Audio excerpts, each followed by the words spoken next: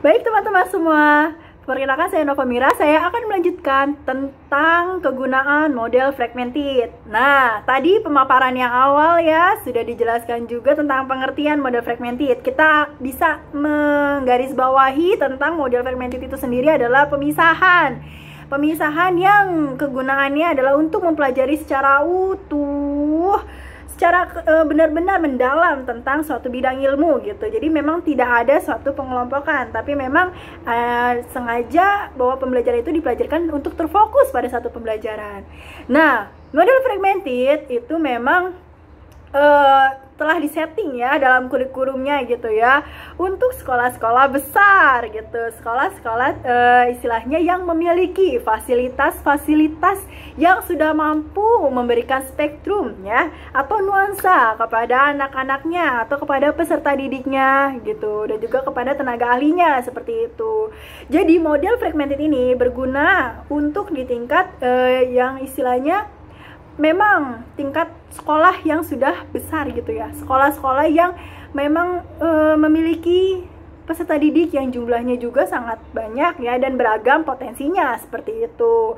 Contohnya di universitas ya, kita sudah mengetahui di universitas memiliki berbagai macam jurusan ya, ada jurusan matematika, ada jurusan psikologi gitu ya, ada jurusan sejarah gitu, ada jurusan PGSD, ada jurusan PG PAUD gitu. Nah, setiap jurusan itu tuh, setiap jurusan yang ada itu pasti akan mengkaji lebih dalam tentang bidang ilmunya seperti itu, karena memang di tingkat universitas sudah lebih difokuskan secara mendalam dalam pembelajarannya. Berikut juga kepada para tenaga ahlinya yang mengajar di universitas itu ya, seperti para dosen juga tentunya akan memiliki kemudahan ya ketika menerapkan model fragmented ini gitu, karena memang mengajar sesuai dengan bidang ilmu yang dimilikinya, sesuai dengan bidang ilmu yang di ahlinya gitu, sesuai dengan ahlinya, sesuai dengan kemampuan dirinya seperti itu.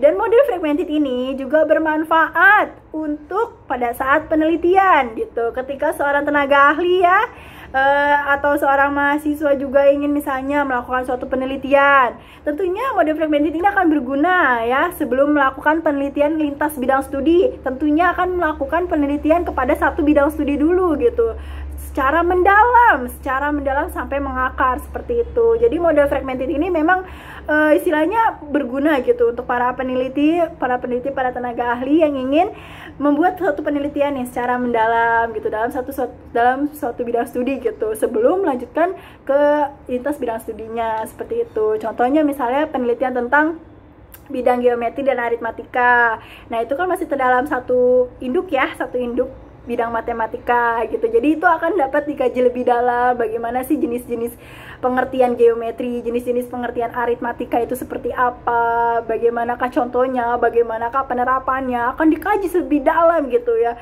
Masih dalam satu bidang gitu loh, bidang matematika gitu, walaupun di isinya ada geometri dan aritmatika, karena geometri dan aritmatika itu adalah cakupannya dari bidang ilmu matematika seperti itu. Jadi memang diteliti lebih dalam seperti itu sebelum tenaga ahli tersebut melanjutkan ke bidang yang lainnya atau lintas bidang lainnya gitu. Tapi perlu kita ingat, kalau misalnya lanjut ke lintas bidang lainnya, itu berarti sudah bukan model fragmented, karena itu sudah dinamakan penggabungan gitu. Jadi sudah bukan model pemisahan gitu ya, karena model fragmented adalah model pemisahan. Namun kalau model penggabungan itu berbeda dengan model fragmented gitu. Jadi sudah bukan model fragmented lagi gitu. Nah, jadi memang sudah difokuskan untuk mengkaji satu bidang ilmu saja, tapi secara mendalam sampai mengakar seperti itu ya. Nah, perlu kita camkan dan kita tekankan dan kita garis bawahi atau kita ingat-ingat bahwa model fragmented ini itu dalam prosesnya tidak ada tadi keterhubungan antara satu bidang dengan bidang lain, tidak ada ya. Karena dalam proses kegiatannya, dalam proses pembelajarannya itu, dalam proses pemberian pembelajaran atau pengajaran bidang ilmunya itu memang tidak ada penggabungan dengan ilmu-ilmu lainnya gitu. Karena memang fokus saja pada satu ilmu tersebut gitu, tidak ada penggabungan dengan ilmu lainnya seperti itu. Karena memang pada dasarnya akan dikelompokkan, tenaga pendidik atau guru atau dosen itu akan mengelompokkan bidang tersebut gitu atau memisahkannya gitu. Jadi memang tidak digabung gitu. Kalau memang mempelajari matematika ya udah matematika saja gitu, secara menyeluruh, secara mendalam tentang matematika gitu. Jadi tidak ada istilah integrasi dengan bidang lainnya seperti itu. Itu ya hal yang perlu banget kita ingat-ingat dan kita camkan, jangan sampai dilupakan seperti itu. Nah, untuk pada kebermanfaatan model fragmented di tingkat sekolah dasar.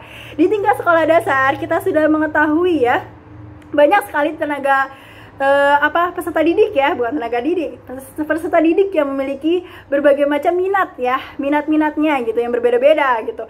Ada peserta didik yang minat dalam pembelajaran agama, ada yang minat dalam pembelajaran IPA, ada yang minat dalam pembelajaran bahasa Indonesia, ada yang minat dalam pembelajaran matematika, ada yang minat dalam pembelajaran ilmu pengetahuan sosial gitu ya, ada yang minat dalam pembelajaran seni gitu. Nah, mereka kan memiliki minat yang berbeda-beda. Disitulah kebermanfaatan adanya model fragmented. Bagi tenaga pendidik, bagi kita sebagai gurunya itu bisa untuk menilai potensi anaknya gitu, potensi peserta didik gitu. Yang manakah yang lebih menunjang gitu. Untuk apa? Nah, untuk membantu mereka pada saat meneruskan ke jenjang yang lebih tingginya gitu. Dalam proses pembuatan atau pelaporan nilai rapor kan kita akan membuat gitu ya, bagaimanakah tingkat pemahaman anak peserta didik ini gitu, lebih meningkatnya kemana, ke pembelajaran apa gitu. Lalu kita akan memberitahukan kepada wali murid atau orang tua murid gitu, bahwa anak ini misalnya memiliki potensi di bidang agama,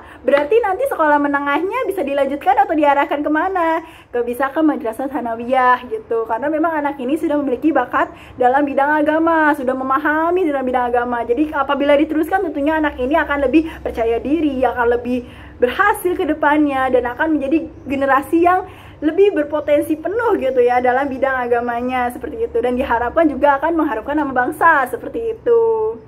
Nah, misalnya anak peserta didik tersebut memiliki bakat gitu ya dalam bidang pembelajaran sosial gitu. Nanti ketika sekolah menengah, kita sebagai tenaga pendidik bisa menganjurkan untuk meneruskan anak ini gitu, untuk memilih jurusan. Kan sekolah menengah atas itu ada IPA, ada IPS gitu, ada juga sekolah menengah yang agama gitu, ada juga yang tentang bahasa gitu kan. Nah, itu bisa dijuruskan bahwa anak ini lebih baik masuk ke jurusan IPS gitu, agar apa? Agar terlatih lagi ilmu-ilmu tentang sosialnya seperti itu.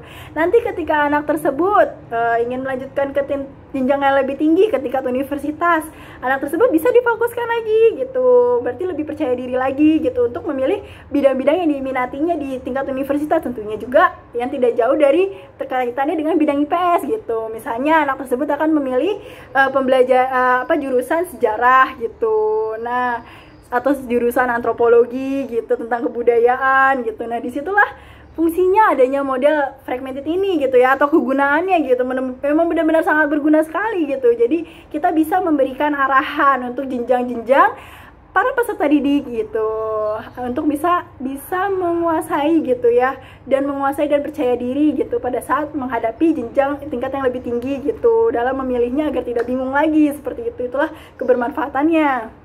Nah, dan selanjutnya juga kebermanfaatannya juga ada loh gitu untuk kita sendiri gitu sebagai tenaga pendidik. Sebagai tenaga pendidik yang profesional, tentu kita harus bisa meneliti gitu apa perkembangan kurikulum gitu ya, bagaimana sih kurikulum ini isinya seperti apa gitu, apakah sudah cocok atau tidaknya. Kita akan bisa meneliti secara lebih detail ya, kita sebagai tenaga pendidik atau sebagai guru atau sebagai dosen gitu ya, itu bisa meneliti ya, seperti tadi yang di awal saya bilang juga, dosen dapat membuat penelitian juga, dan tentunya dalam tingkat sekolah dasar juga dapat meneliti kurikulumnya gitu. Kurikulumnya bisa kita teliti ya, secara lebih fokus gitu pada satu bidang gitu. Apakah bidang matematika ini cocok diberikan pada kelas rendah, apakah bidang matematika ini cocok diberikan di kelas tinggi gitu. Contohnya lagi apakah bidang IPS ini cocok gak diterapkan untuk sekolah kelas rendah, cocok gak dipaparkan untuk kelas tinggi, seperti itu. Dan berserta dengan evaluasinya, berserta macam-macam jenis penilaiannya, berserta macam-macam pengajarannya gitu, apakah cocok gak gitu, apakah kurikulum ini sudah benar gitu, apakah kurikulum ini bisa diimplementasikan dengan tujuan pembelajaran gitu, apakah kurikulum ini sudah sesuai dengan silabusnya gitu. Nah gitu, apakah kita, bagaimana cara kita untuk mengemasnya nanti di rencana pembelajaran gitu.